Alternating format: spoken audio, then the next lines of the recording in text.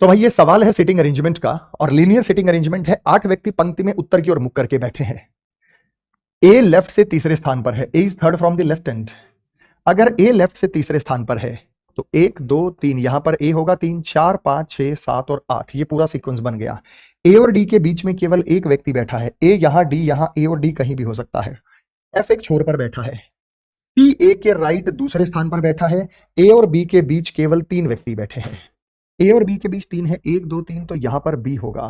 तो ये आ गए ए और बी के बीच में केवल 3 व्यक्ति बैठे हैं। उसके बाद ए और डी के बीच में एक व्यक्ति बैठा है। अगर ए और डी के बीच में मैं एक यहां ले लूं, यहां भी हो सकता था, तो एफ एक छोर पर बैठा है। चेक करते हैं सही है या नहीं। एफ एक छोर पर बैठा है। सी ए के राइट दूसरा, सी ए के राइट, ए के राइट पहला और दूसरा, तो यहां पर सी हो सकता है। सी ए के राइट। ए और बी के बीच में 3 है, न तो ई न ही एच किसी छोर पर बैठे हैं। जी डी के राइट तीसरे स्थान पर बैठा है।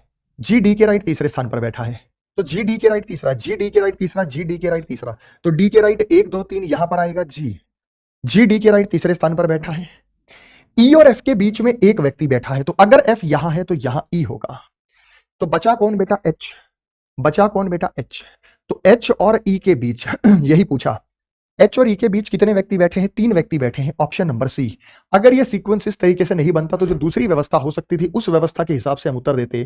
फिलहाल D H A G C E B F यहां उत्तर बना और ई और एफ के बीच में 3 व्यक्ति है, तो ऑप्शन नंबर सी यहां पे आपका सही उत्तर होगा।